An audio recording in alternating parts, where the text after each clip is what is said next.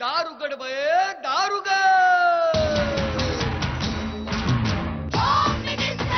कोणाला बघ, शाळेला उशीर होतो. आज कामवाली बाई पण नाही आली. पदरावरती सरतारीचा मोर नाच राहावा, पदरावरती सरतारीचा मोर नाच राहावा.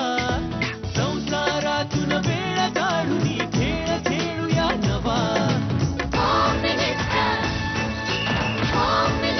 मानतेकर पैठणी घेऊन आला. वहिनी उघडताना जा. रोज वस्तूचं देणार.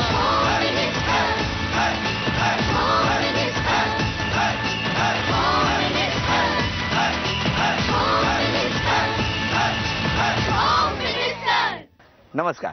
होम मिनिस्टरमध्ये मी आदेश बांदेकर आपणा सगळ्यांचं मनापासून स्वागत करतो. ऐरोली सेक्टर 16 इथल्या त्रिमूर्ती अपार्टमेंटमध्ये राहणाऱ्या सुनबाई मेघा धनावडे आणि सासूबाई मंजुळा धनावडे यांना भेटणार आहोत. यांच्याशी गप्पा मारणार आहोत, संवाद साधणार आहोत, त्यांना बोलतं करणार आहोत आणि काय त्यांच्या मनात आहे ते जाणून घेणार आहोत. सुरुवात करूया आजच्या भागाला. नुसतं काम काम काम, जीवनात काही उरला नाही राम. अगं सुना येता घरी सासूबाईंची मौजच भारी. सुनेची लागता हजेरी, सासूबाई आराम करी. अगं सुना येता घरी सासूबाईंची मौजच भारी. सासूबाई झाले मी हजर, आजच्या पैठणीवर माझीच नजर. आता तू झालेस हजर तर मी होते रिटायर. नाही सासूबाई, आजची पैठणी माझीच म्हणजे सुनबाईची. जमणार नाही सुनबाई, भक्कम आहे तुझी सासू. मीच जिंकणार पैठणीची बाजू. आजची पैठणी माझीच म्हणजे सासूबाईंची.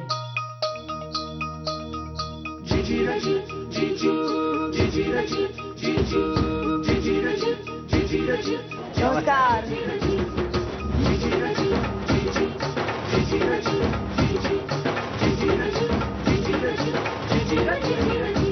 एक अक्षर देतो, पटकन उखाणा घ्या. अक्षर आहे म. मंगेशरावांचं नाव घेते, लावून सौभाग्याचा टिळा. सफल संपूर्ण झाले जे वचन दिले तू मला. वा वा वा वा, अभिनंदन. Thank you. कोणताही एक उखाणा घ्या. शंकराच्या पिंडीला बेळ घालते वाकून आणि मधुकर रावांचं नाव घेते. तुमचं सर्वांचा मान राखतो. धन्यवाद.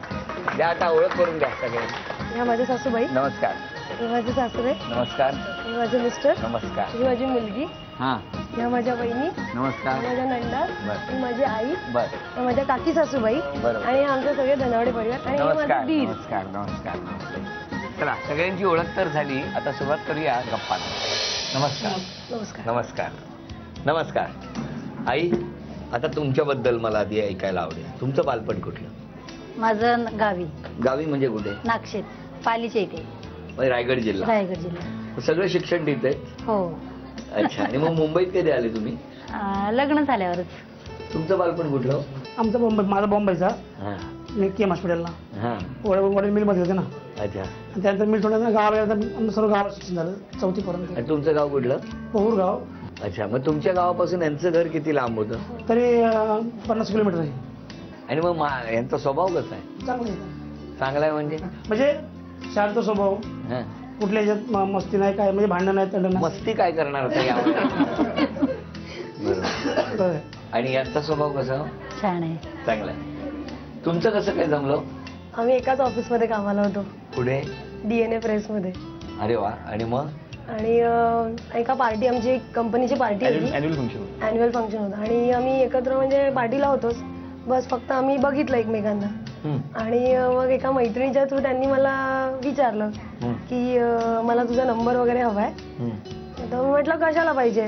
बरोबर आहे. उगाच मी काय सहज कसं नंबर वगैरे देत नाही. तर नंबर वगैरे दिला, मग मी पण दिला. मग का दिला?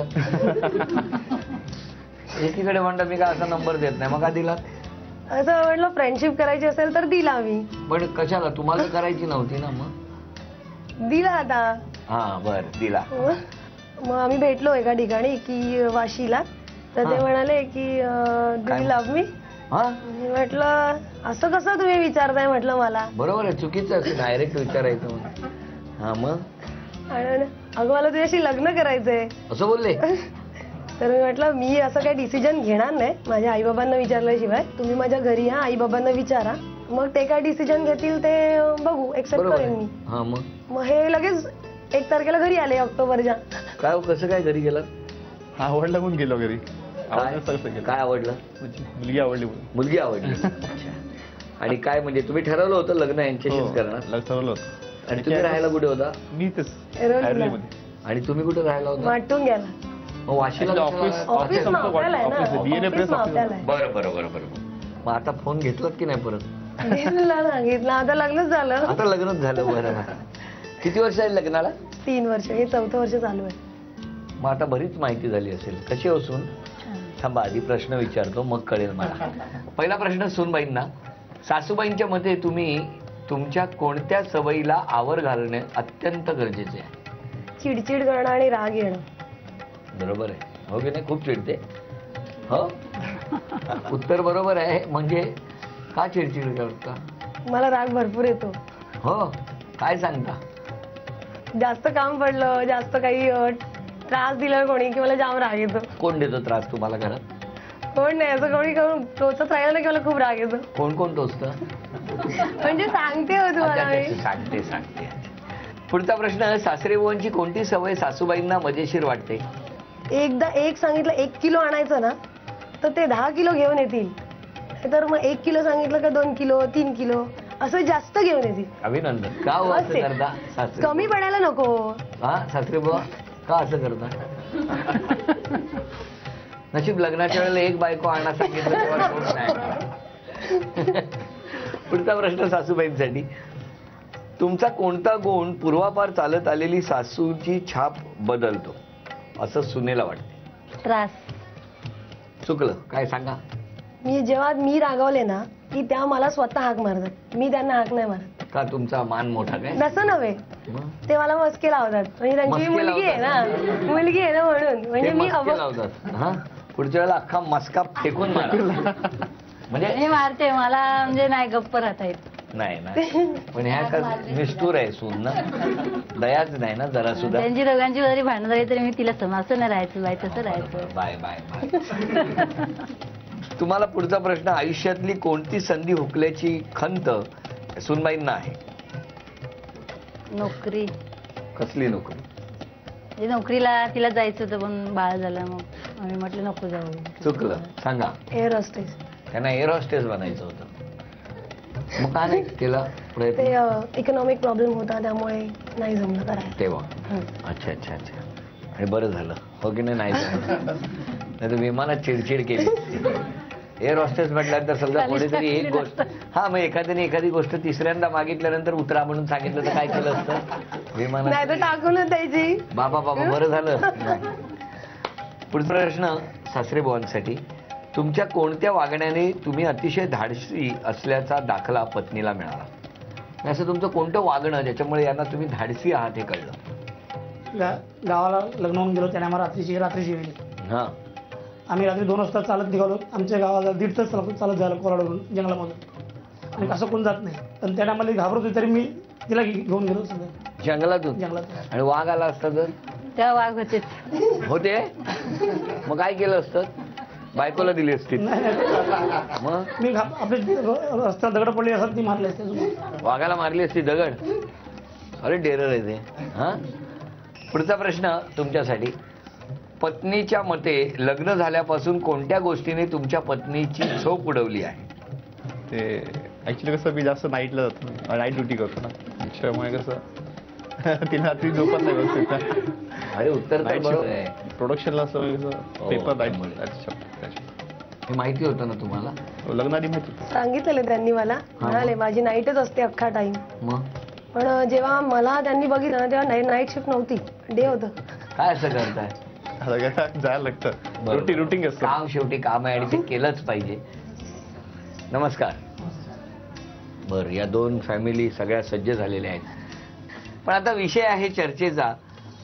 सून लग्न करून आल्यावर सासूबाईंनी स्वयंपाकाच्या जबाबदारीतून रिटायर्ड व्हावे का? काय वाटतं आई? बरोबर आहे. काय बरोबर आहे? हो. का? तिने सांभाळावा. का पण? आम्ही एवढ्या वर्षी सांभाळलं. अरे म्हणजे काय जरा जास्त तुमच्या हाताची चव जरा मिळू द्या सगळ्यांना. नाही तिने तिच्याच ताब्यात द्यायला पाहिजे. तुमचं काय म्हणणं आहे? नाही सगळे पाहुणे येतील तर मीच करायचं का सारखं सारखं? म्हणजे मी किती करणार? मग कसं जेवण करणार? आता मी शिकले जेवण करायला इकडे आल्यावरती. ठीक आहे. मग आईंनी आता सगळंच बंद केलंय जेवण वगैरे करायचं. मग सारखं सारखं मी करायचं, एवढे पाहुणे येतात की त्यांचं जेवण मी करणार. मग मग त्यांनी पण काहीतरी केलं पाहिजे ना, थोडं का होईना पण काहीतरी केलं पाहिजे. बरं बरं, तुमचं काय म्हणणं आहे की नाही आता रिटायर्ड व्हायला पाहिजे? सून घरी हो आल्या आता करते म्हणजे सून करायलाच पाहिजे तिने तिने केलं हो. पाहिजे. तुमचं म्हणणं आहे नाही त्यांनी केलं पाहिजे? त्यांनी पण केलं पाहिजे, मीही करणार. अरे बाबा, ह्या सासू होतील तेव्हा तर कठीण आहे म्हणजे. बाबा तुमचं काय म्हणणं आहे? सून घरात आल्यावर सासूबाईंनी रिटायर्ड व्हायला पाहिजे का किचन मधून? त्या दोघींनी बसत मी जेवण करत, मी कुक आहे वा, बाबांनी छान त्याच्यावरती मार्ग. दोघेही बसा, मी जातो किचन मध्ये. तुमचं काय म्हणणं आहे? नाही म्हणजे कसं तिने केलंच पाहिजे, पण कधी कधी आईने पण हातभार केला पाहिजे. बाकी अजून मग तर सगळं जेवण आईने तिला शिकवलं. हा.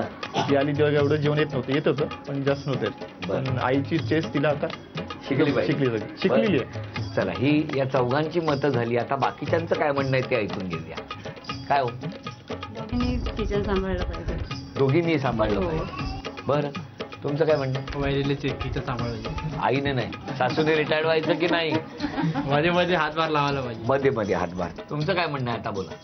आई बाबा दोघं पण बिझनेस सांभाळतात ना, मग वहिनीने बघितलं पाहिजे सर्व.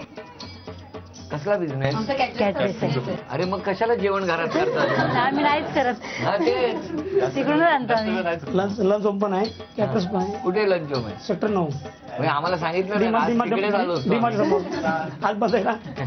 हवेतला आम्ही येणार म्हणून बंद केलं. दोघींनी सांभाळायला पाहिजे, पण जास्त करून काका आणि काकी हे दोघं जण कॅटर्स सांभाळतात. हा, त्यामुळे हे जर तिकडे कॅटर्स सांभाळत असतील तर मग वहिनीची जिम्मेदारी आहे घर सांभाळण्याची. कळलं तुम्हाला? तेव्हा किचन तुम्ही सांभाळा. ही झाली प्रत्येकाची मतं. आता ही मतं कागदावर उमटणार आहेत. बघूया कोणाच्या बाजूने कसा कौल मिळतोय, सासूबाई की सूनबाई. काय लिहितायत बघूया.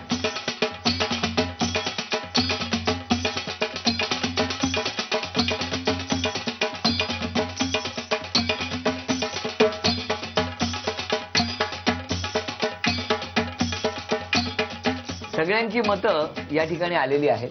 आता प्रश्न विचारतो, बघूया कोणाच्या बाजूनी कौल कसा मिळतोय. या दोघींपैकी कुणाशी अबोला धरणे शक्यच नाही. सासू की सून? सून. 1 2 3 4 5 6 7 8. चला, हा गुण सूनबाईंना मिळाला. हिशोब करताना कुणाची मदत घ्याल, सासूबाई की सूनबाई? सून.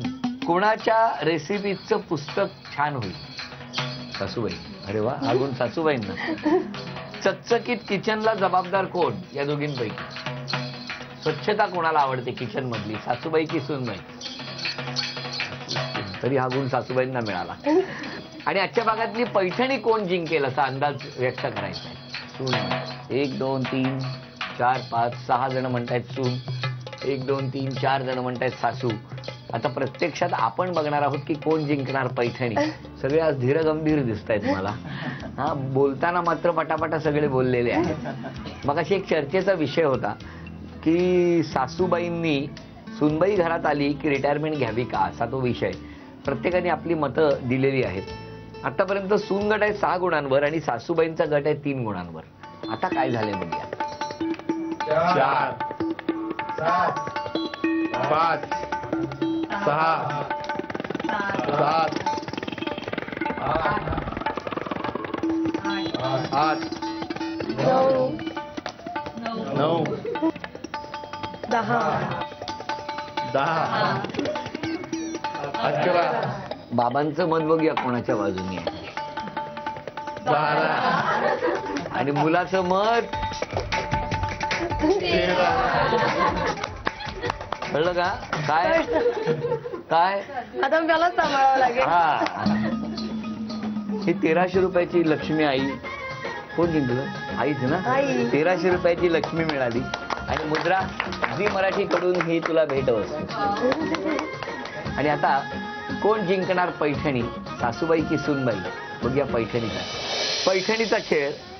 या समोर 2 लावलेल्या त्या प्लास्टिकच्या चेंडूच्या मधून ही रिंग गाडी गाडी करत गेली पाहिजे. अशा पद्धतीने जास्त गुणसंख्या या दोघींपैकी ज्यांची जास्त होणार त्या ठरणार आजच्या भागातल्या होम मिनिस्टर, ज्यांना मिळणार आहे पैठणी. 1 2 3 टाका. 1 2 3 4 5 थांबा आता इकडे 5 सांगा 1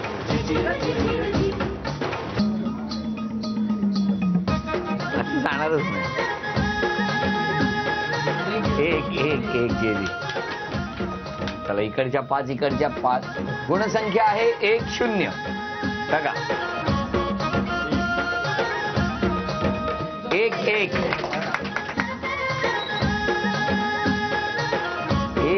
ही गुणसंख्या नाही 2 बघा 2 नाही 3 आणि निकाल आपल्या समोर आहे. आजच्या भागातल्या होम मिनिस्टर ठरलेल्या आहेत सुनबाई.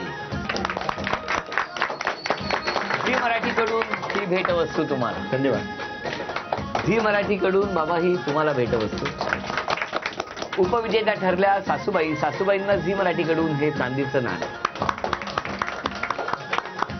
आजपासून ज्यांनी ठरवलेलं आहे की माझा राग कमी करणार, आजपासून ज्यांनी ठरवलेलं आहे की मीच किचन मधली कामं करणार आणि त्याच वहिनी आजच्या भागातल्या होम मिनिस्टर ठरलेल्या आहेत, तेव्हा आजच्या सूनबाईंना तथास्तु पुणे त्यांच्याकडून ही पैठणी.